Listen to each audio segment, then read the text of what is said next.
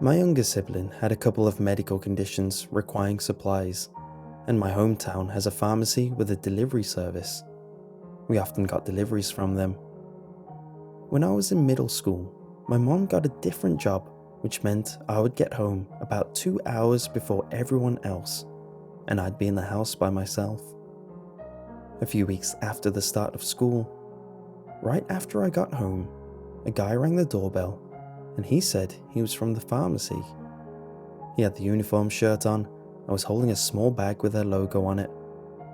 I started to unlock the door and went as far as to take the deadbolt and the top lock off, when I happened to think about the fact that the guy had sunglasses and a hat on, and jeans underneath the uniform shirt, whereas most of the deliveries were very professional looking.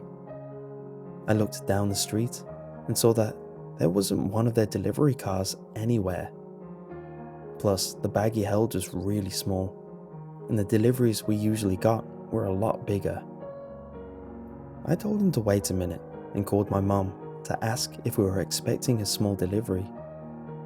She told me that we weren't expecting any delivery and to tell the guy that he must have the wrong house. I went back to the door and told him I thought he had the wrong house, and he started insisting it was the right one, and he knew our last name. I asked him which person the medicine was for, and he didn't know. I told him that we would just pick up the medicine at the pharmacy, and he started to get mad and say it didn't make any sense, and that your parents are going to be mad at you if they don't get this delivery. At this point, I was getting scared because he wasn't leaving. Right after he said that, my uncle, who lived nearby, was coming up our stairs to pick up something. When the guy turned around and saw him, he went down the stairs and said, "Wrong house," to my uncle, and jumped in his car and left. My mom called the pharmacy when she got home, and they didn't have any drivers who matched the guy's description or any deliveries scheduled for us. And the pharmacy manager was really disturbed because she said one of their workers had his work shirt stolen out of his gym locker a few weeks before. I completely refused to be at home by myself for months after that, and it still creeps me out to think of how close I was to opening the door, and the fact that he knew our last name.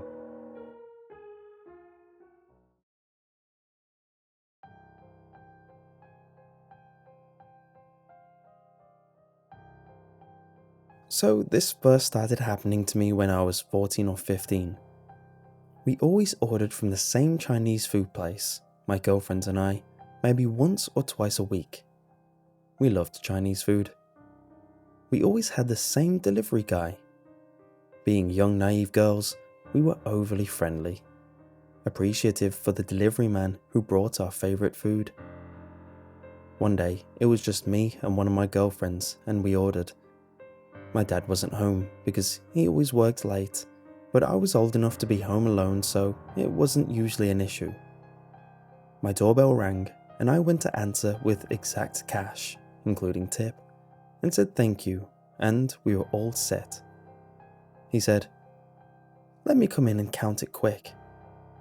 I said, "Oh well, it's $25 or whatever with tip. We're all set." And he kind of walked towards the door, getting closer, as if he was just going to come in.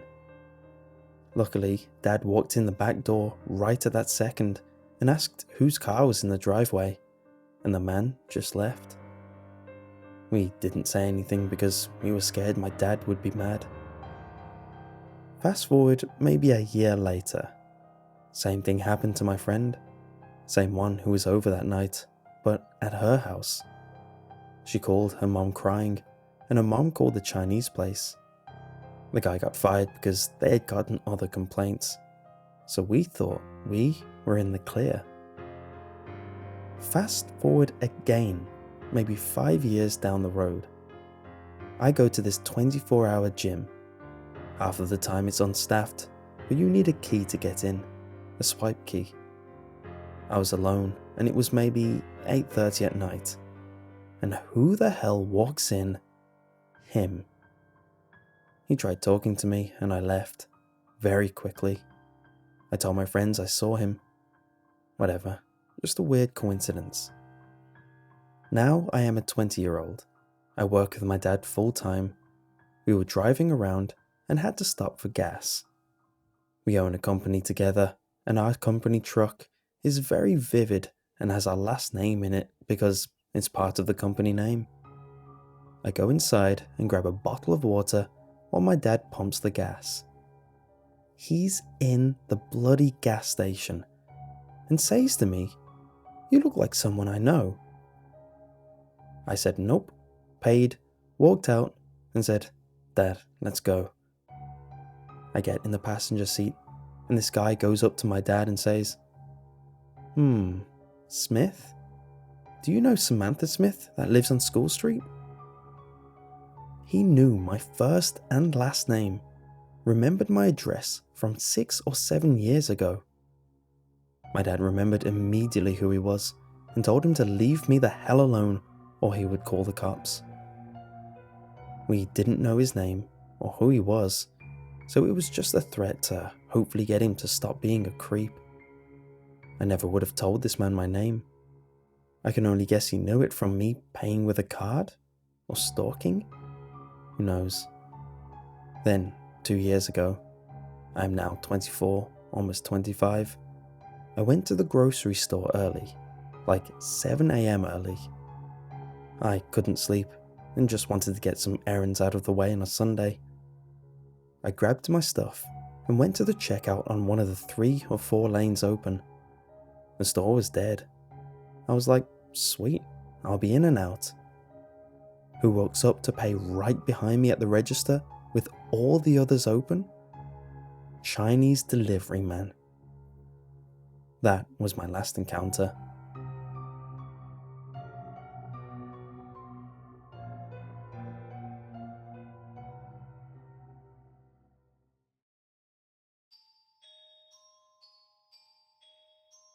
This happened to me when I was roughly 4 years old.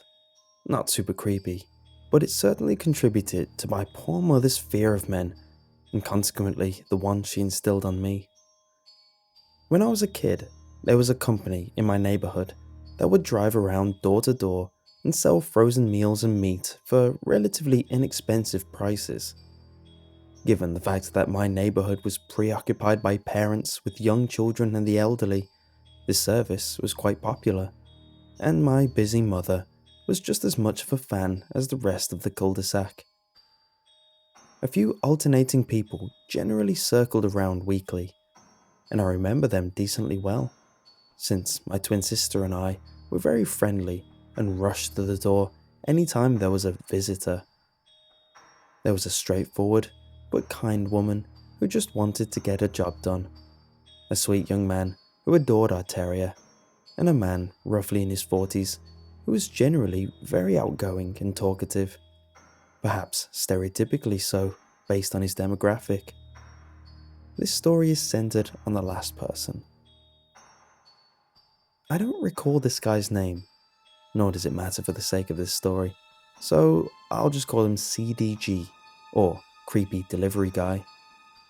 Like I previously stated, CDG was a friendly guy and outwardly quite normal. A clean-shaven, articulate guy who loved to talk about his daughter for minutes on end, who was about my age.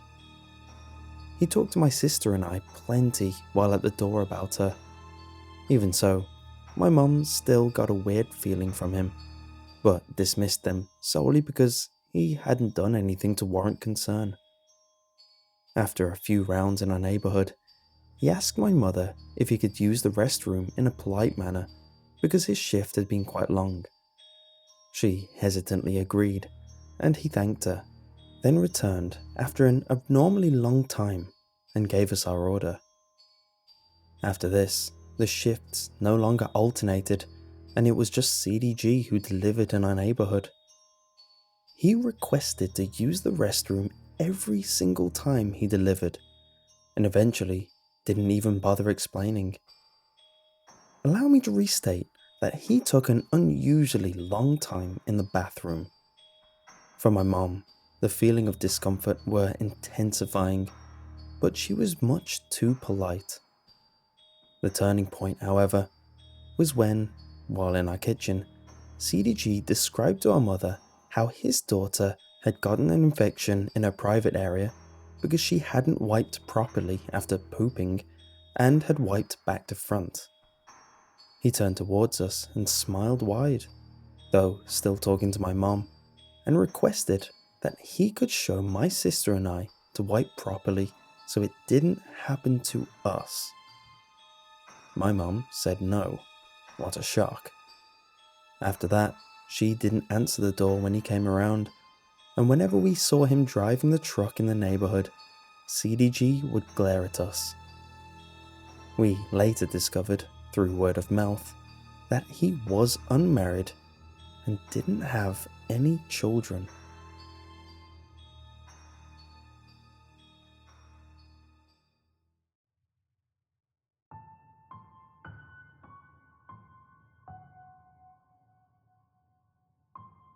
"22-year-old male here.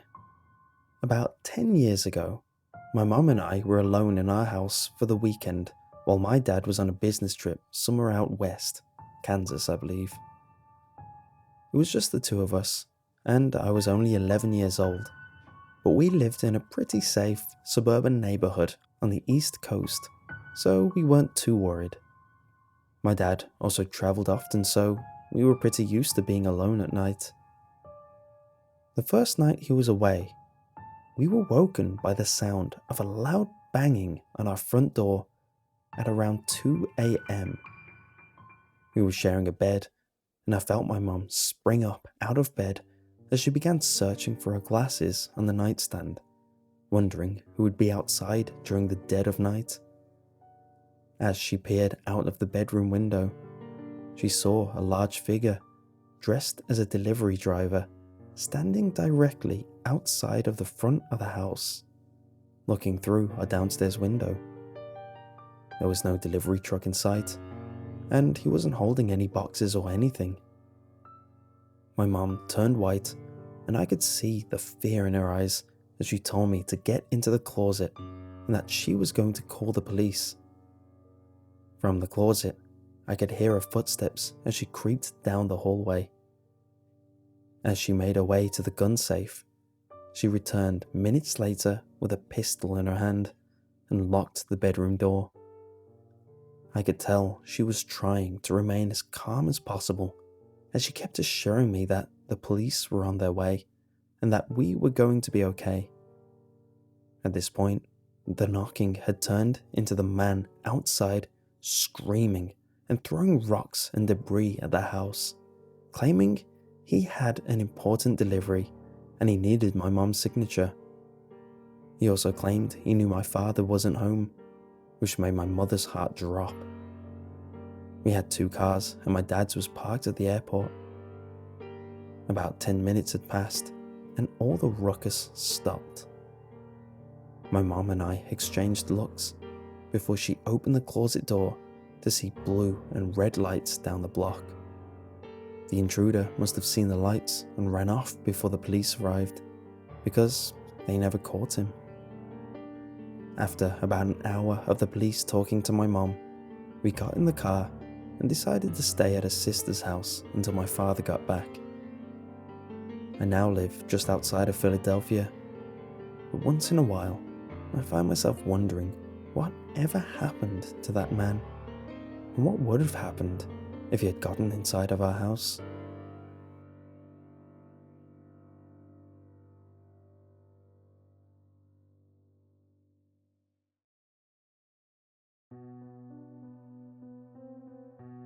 When I was 14, my dad and I lived in a small studio apartment on Hollywood Beach in Florida. We hardly had any money, but we treated ourselves to takeout every other Thursday night from the same Chinese place a few blocks away. They were family run, so the same guy came to deliver the food every time. We found out later he was the adult son of the woman who owned the restaurant.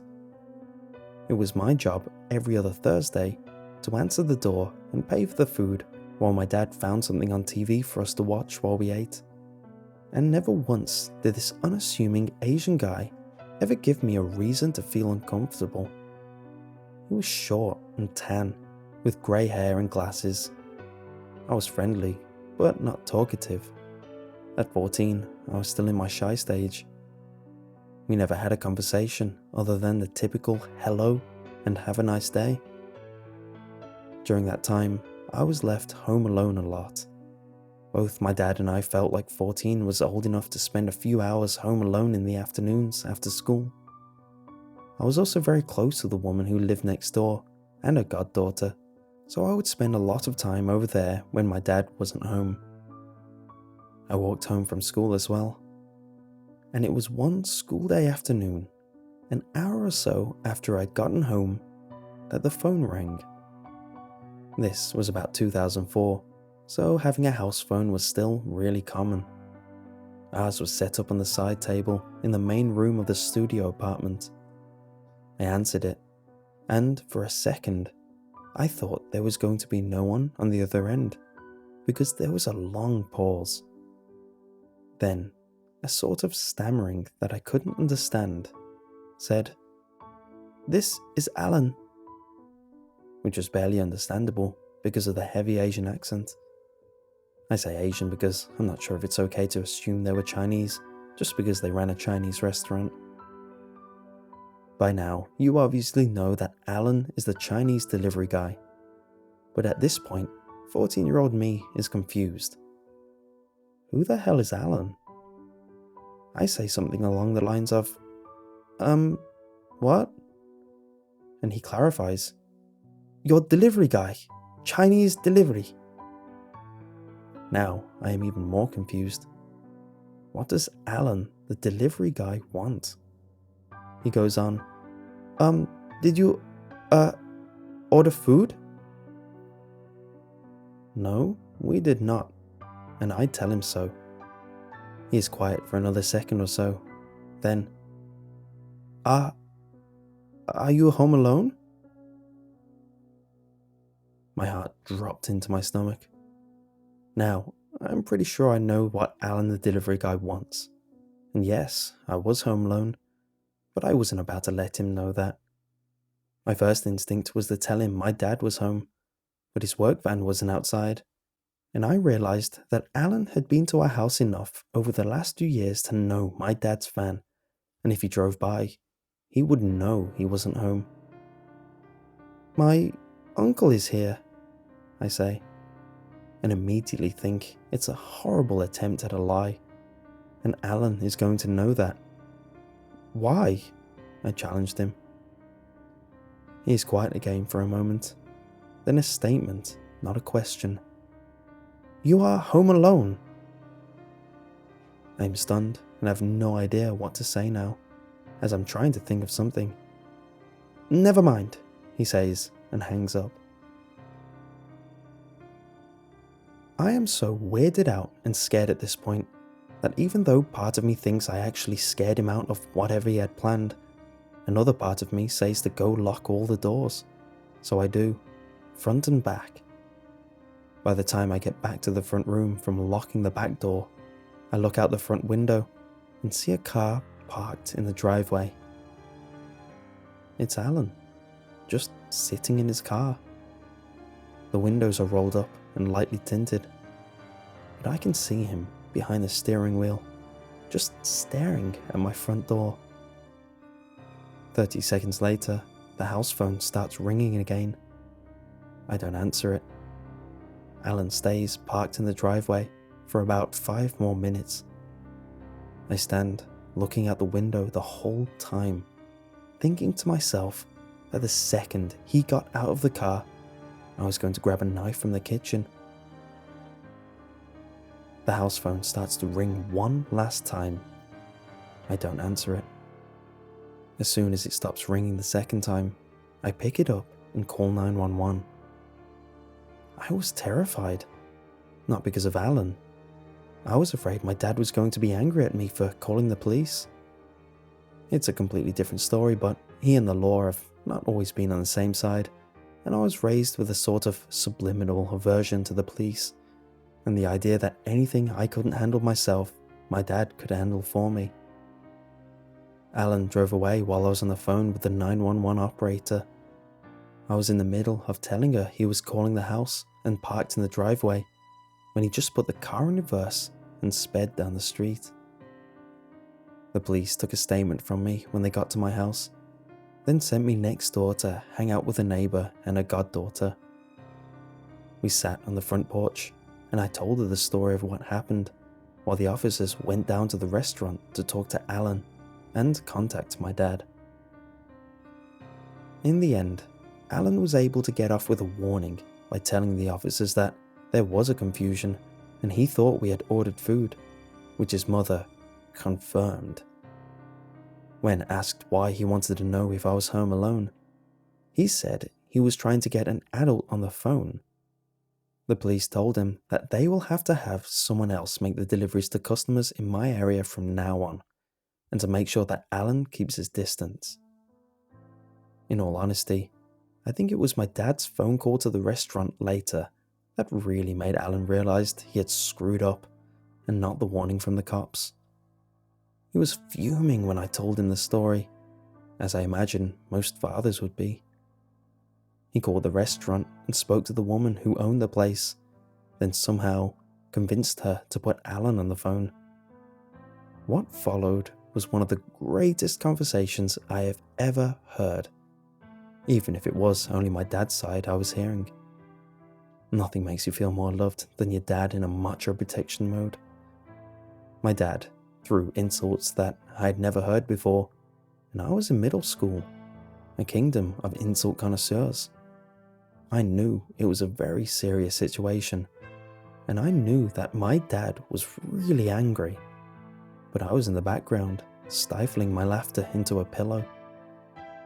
At one point, my dad asked Alan what the hell he was thinking driving over here, to which Alan responded something about being lonely, and my dad said, "If I ever catch you on this street again, Alan, if I ever hear that you are near this street, I will make sure that you are lonely for the rest of your life by ripping your dick off and choking you with it." We stopped eating Chinese after that.